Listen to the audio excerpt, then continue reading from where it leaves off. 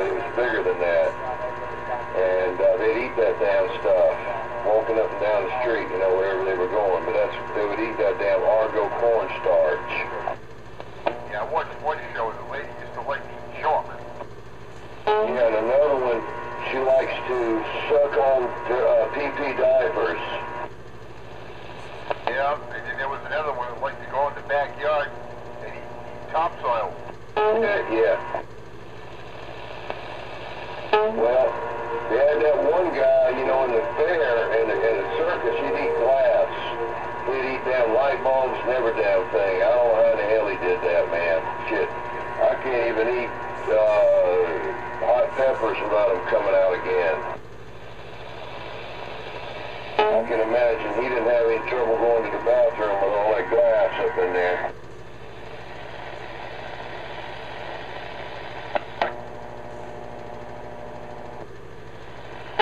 You died out with him. I didn't dare carry him. I don't. Uh-oh. Mic went dead, radio went dead.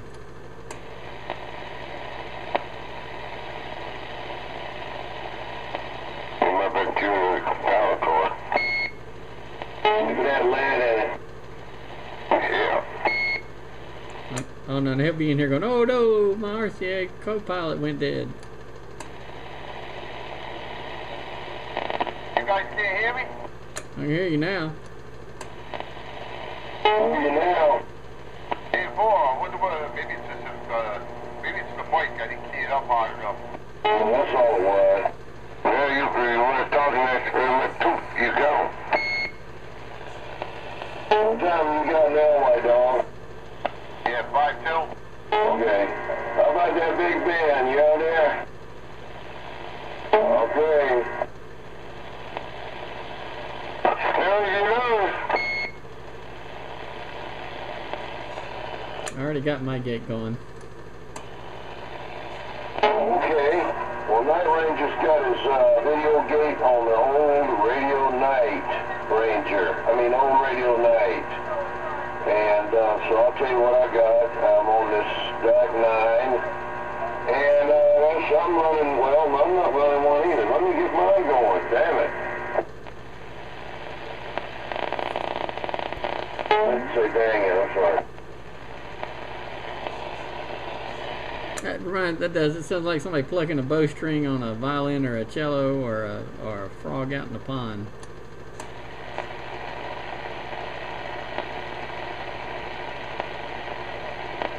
Okay, so on Radio Night there, and we got Night Ranger, White Dog, and that crazy man. And Night Ranger, go ahead and tell us what you got over there. I'm doing something special tonight. It's definitely an old radio. Tube type. There might be one MOSFET front end transistor, but I think everything else is tube. It's not a CB, but it's classic. And I know any of the stuffed shirt collector hams will probably roll up their toes at the idea of this being on the CB band, but here it is. It's a very nice set of Drake 4 B-line twins. Got the Drake R4B receiver, the Drake T4XB transmitter, the Drake MS4 speaker power supply, and an unamplified D104. Roger. I'm going to try to insert that pictures that you sent me in the video, so I'm going to try, if not, I'll do the thumbnail on there for you. Yeah, okay. And so I'll get on mine. I got a DAC 9. Just a DAC 9 with a D104. That's it. And I'm watching TV. Okay, let me stand by. I got White Dog and Crazy Man. Go ahead, White Dog. You got no other one. Tip off. You got White Dog over here in Somerville. We're on this RCA co-pilot, second radio I ever bought in the early 80s. 40 channel, stock bike. Got a little two-pill behind it. Running off on IMAX 2000. Well, 10. Well, let us know if you get that 40 dB carrier on every 40 channels. You only get it on, what, 23 this time if you're on that one, right? It's a 40 channel, but I tell you what, hey, I've never seen any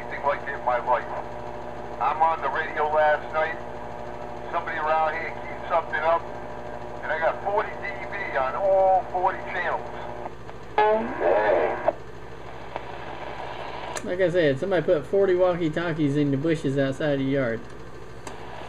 I hear you. Hey, crazy man, what you got over there? Same old stuff radio. Galaxy Radio. DA 2517 was a DO4. Barefooted. We're going to have to give him a 23-channel radio. Hey, maybe I can take that butt ugly Kraco I got from you, 21. We'll take it over there to him.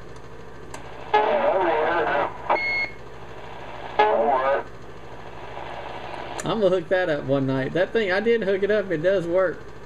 I'm going to hook it up one night and make a video with it. And I haven't cleaned it off or anything. I've left it dirty, so that'll make it funny. You know, see that ugly old radio sitting there doing a video gate. 10-4.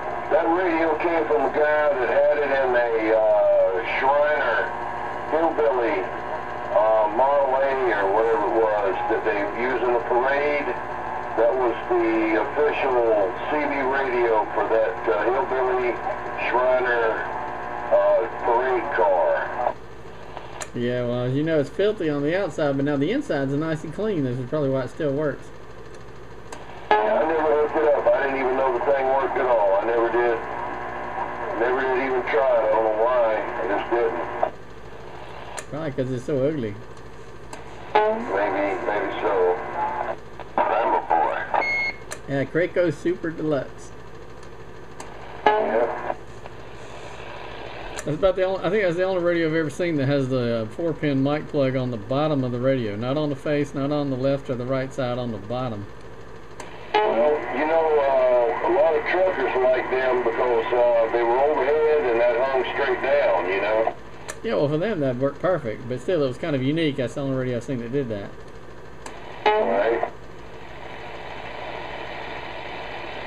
You know, the bad thing about that radio is that noise blanker button pushes in and out, and it doesn't have a metal shaft. It's got a blue plastic shaft, and over time that shaft gets brittle. You see a lot of those things on eBay, and that push button noise blanker was broken off.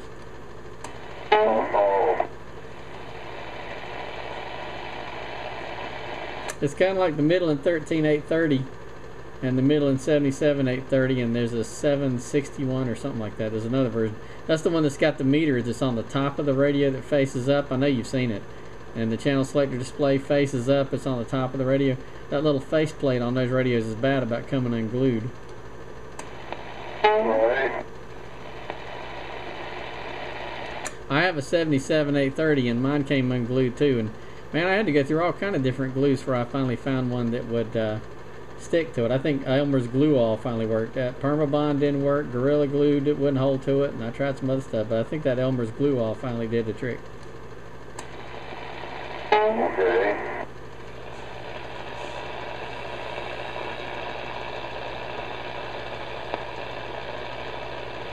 I had to replace the PLL02A on it too, which is unusual. I had it working. When I got it, it worked, and then one day I cut it on and it wasn't receiving anything, and the PLL02A chip was out. I think that's the only one time I've ever seen that chip go out on a radio, but fortunately I got a new old stock from, it may have been RF Parts. Anyway, somebody had them, but I had to go in there and unsolder all those little pins, all those little legs, and carefully tweak it out of there without tearing the foil up and stick a new one in.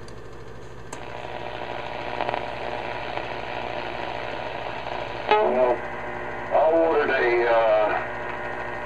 power supply board and transformer. I didn't care about the transformer. I just wanted the power supply board because one of them I've been working on or messing with, the foil on it, somebody was messing with it and he lifted it up. And I'll try to get one made, a circuit board actually made. But anyway, I asked a guy for a discount on it, and he went ahead and gave me a discount. But when he packed it in there, he put the transformer down in the bottom of this little box, and he had it all tied up with foam, this rubberish foam and setting in foam, and then right on top of it, in a plastic bag, he had that circuit board with a heat sink at a 90-degree angle, you know, from the board with 3 different power type transistors, TO, whatever you call them, transistors on there, I don't remember the number, and some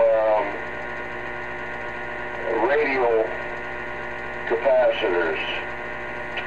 And every one of those capacitors was mashed flat. Even the heat sink was bent at less than a 90-degree angle, and the three power transistors, they were bent. There were all three legs on them, and one of the capacitors even was ripped out of the board on one leg and had a big dent in it. And I told him, I said, well, you know, he asked me, did you get it? And I wrote him back, oh yeah, I got it. I sure got it. You know, so anyway, I don't know. I told him I wasn't going to do anything about it. Wasn't worth it. Yeah, I had a Regency CR142, I think it was, the 23 channel AM bass, and whoever it is just threw it in the cardboard box. It was about the same size as the radio with next to no padding in front of it, you know.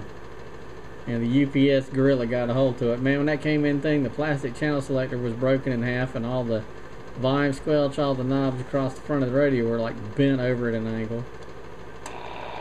Yeah, well, you know what? How big a Astron TS52 power supply is with the rack-looking mount thing with the handles and all on it? Well, I bought one of them one time and was used off eBay. And this woman is the one that sent it to me. It was in a cardboard box with newspaper for packing. And she didn't even put very much in there. That big damn thing tore a hole in the side and was hanging out of it. Busted the meters up and everything on it. Man, that was ridiculous. But I mean, they got to put better padding. But if the guy had just padded that damn circuit board, it was just up underneath the lid of the box with that big damn transformer up underneath it. Just, yeah, that's a good God, man. Yeah, I had to ship one radio to Australia. I had three Midland 79-892s, brand new in the box. That's one of the ones with the same basic board as the G Super Bass, but the mobiles. I had three of them, brand new in the box. And so I got looking at it. I said, what do I need three of those things for, you know? So I decided to sell one, and the guy in Australia bought it, and I told him, I said, you know how much it's going to cost to ship it down to Australia? And he says, I know, but he said, I really want one. So, I mean, I really packaged that thing up, you know, because I didn't want that to happen, especially brand new in the box, 1977 40-channel sideband like that. I sent it down there to him. Fortunately, he was ecstatic. He was complimenting me on how well I pack. You know, I mean, I had it wrapped in foam after foam after foam, and all bubble wrap, all kind of stuff. He kept that thing for about 2 years. I think I sold it to him for about $120-something, $130-something is what it went for. And then I saw him on eBay down there trying to sell it for like $300. Now, what I and R or whatever was it? I don't remember. I don't remember his username, but I remember that it came up and I saw the same radio in Australia. Because Australia back then, they only had like, what, 19 channels or something like that. And so I looked up his username, and you know, I found it was the exact same guy I sold it to. But yeah, he wanted like $300 for it. Wow. You get it? I don't know. I didn't watch the auction. Good bull. That would be a super rare radio. I mean, it's rare enough here to find them new in the box, but especially in Australia, because since all they had was 19 channels back then. I remember seeing basically the exact same radio being sold down there, but it was the Australian version on it. It had this odd channel selector on it with only 19 channels on it. Alright.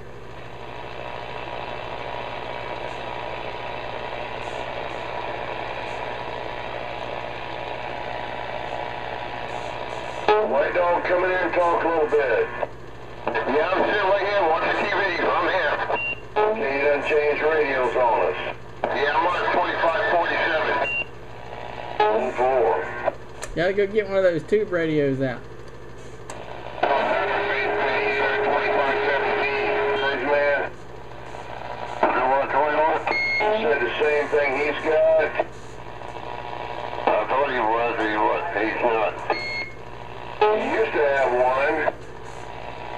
first I ever was through the certain kind of antenna I had out there built it. Alright. Yeah, I got a 2517, it's in the wreck.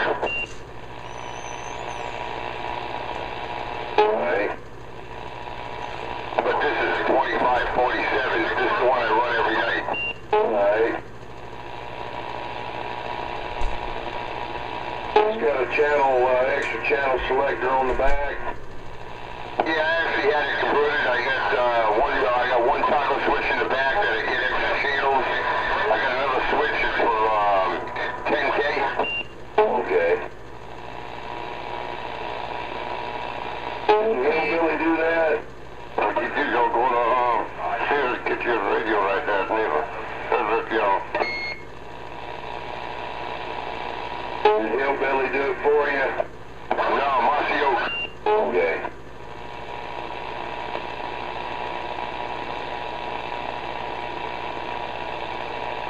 Yeah, 'cause I bought this one here, and I had just gotten back into radios, and that's when I met Cherokee, Mossy Oak, I think you, and a couple other guys, Crazy Man. But I didn't know nothing about radios back then, who would have it work on it, or, you know, shit like that. I hear you. Shoot my silver. Somebody out there. Somebody's out there with that ram because they got my sparks turned up.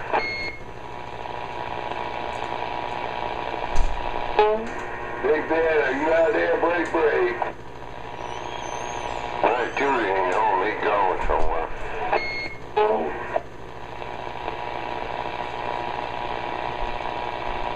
I'll go over there with matches on his daughter. Well, you ain't home. Well, you got locked out again. You go up and must be here. You and your better half must went out to Bar Harbor. You do, you better be careful. Them police love to get you.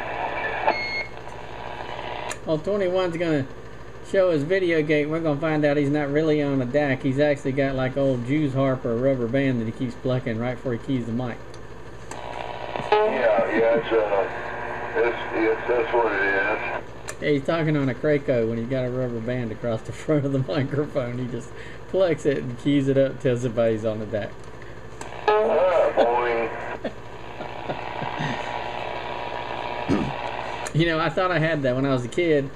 I was trying to imitate some of the pings, the eagle pings, and a friend of mine just got the idea of getting a glass of water, and filling it up with water, and then he would change the amount of water in it to get the bell ring that he wanted, and he'd take a spoon and he'd tap the glass and make it ring, you know. So he only had the right bell tone he wanted, so he'd tap that glass and key the mic and tap that glass, and it worked real good till one day he tapped that glass and the glass shattered and water went all over the table. I hear you. Well, look here, I gotta cut this thing and run inside and get me my allergy medicine, so I'll be right back, but I'm gonna go ahead and get this thing uploaded. I gotta get this allergy medicine here, Night Ranger, a Crazy Man, and White Dog. I'll be right back. Okie dokie.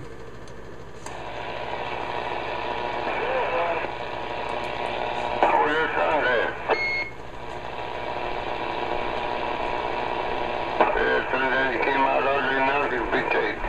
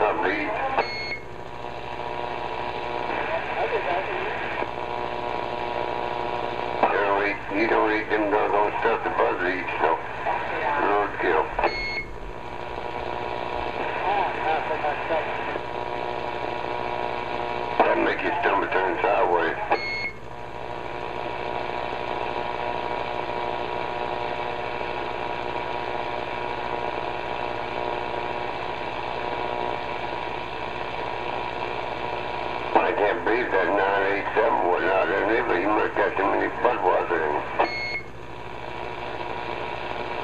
Get the antifreeze in the way you stay warm.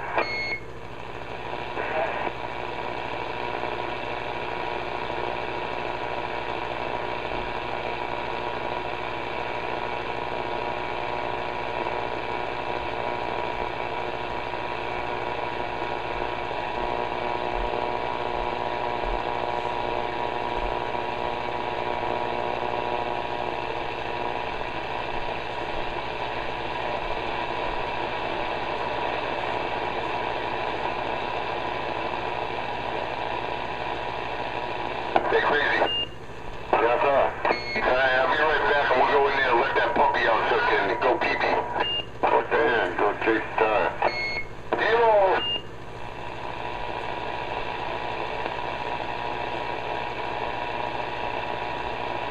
But you'll probably be back in the house in the heartbeat, too.